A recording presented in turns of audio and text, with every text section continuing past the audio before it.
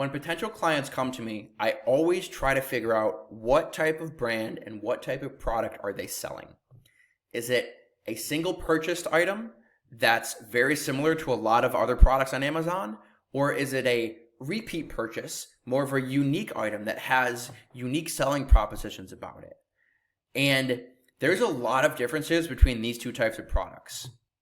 So I want to just cover kind of the strategy and the things to look out for and let me run through the examples right away that I chose.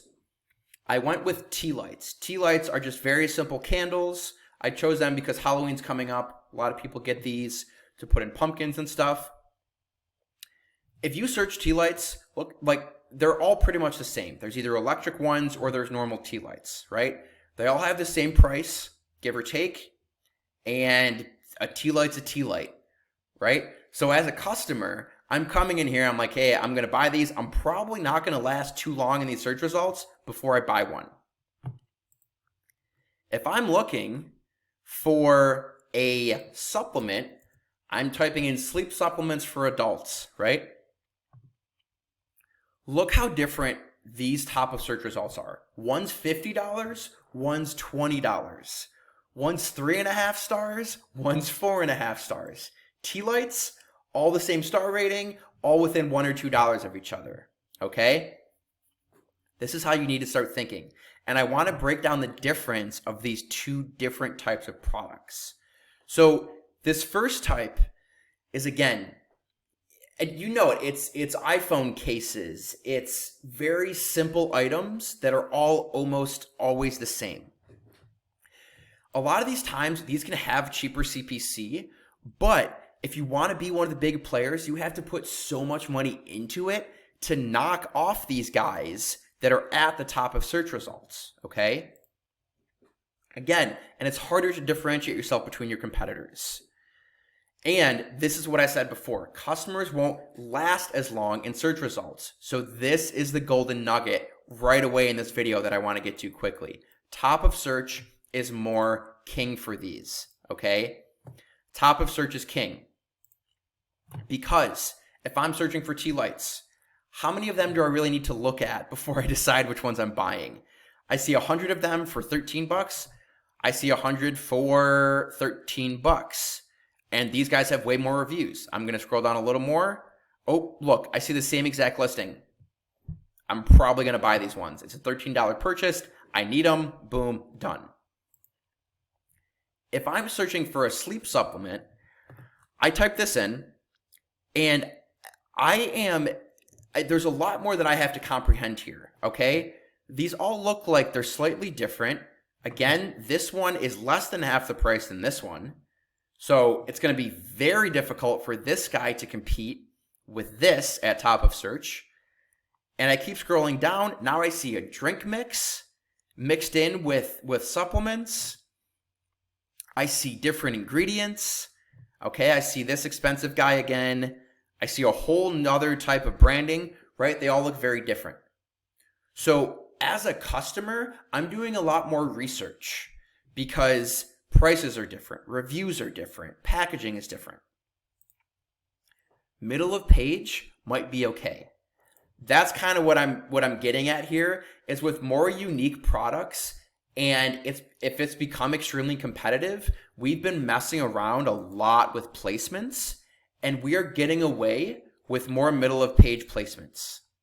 Now, this one, you know, in mobile, there is a sponsored product ad that shows up right below or right above the video. So it's not the first sponsored product ad, but that one has been doing extremely well for us lately in these sorts of markets where these top of page clicks are crazy expensive and we might not want to pay that much, right? We have more unique selling points that we want to push in long tail keywords because we're buying customers, okay? I have a lot of stuff, even if you probably are one of my clients, you'll see that these are a lot of the mantras I kind of go through. And these are the things I'm thinking of. These guys, for tea lights, if you're selling tea lights and you don't rank at top of page for tea lights, you're probably not going to go anywhere. because this keyword drives most of volume for this category and you need to get to top of search. If you're selling a sleep supplement, there's so much more that goes into it. There's way more long tail keywords. And again, if you're these guys, I'm trying to find some more sponsored products down here. Okay, if you're these guys in the middle of the page, probably doing okay, right? These clicks might be half the cost of clicks at the top of the page. And these are all pretty consistent, right? These are all pretty good products, 4.5 stars. These guys look like they kind of just launched this, right? So I've now looked at maybe 20 products, and now I get to this point. I'm like, you know what? These guys have good stars. They're in the middle of the page. I think I'm ready to click on one now. Middle of page might be okay, okay? So that's what I'm kind of saying is clicks are going up, right? Especially with the kind of end of year inventory issues. Think about it. Type in some of your top keywords. See what your customers are looking at. If there's inconsistencies, it's going to be a little dangerous. And the example I've used here before is gift keywords, right? If you type in any gift keyword, there's so many inconsistencies at top of search, and it's very hard to get sales at top of search for inconsistent keywords, okay? Mess around with it. Go after cheaper cost per clicks. Maybe push your video ad, right?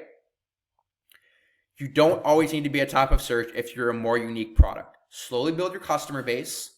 If you're something like this, then you can put most of your budget into this one keyword. Okay, that's probably a note at the very end of the video here. But if you sell tea lights, 80% of your budget could go to the word tea lights at top of search, and you'll probably be fine with it, right? Because it's a price battle up here. It's a price battle. It's a review battle. That's all it is. They're all the same.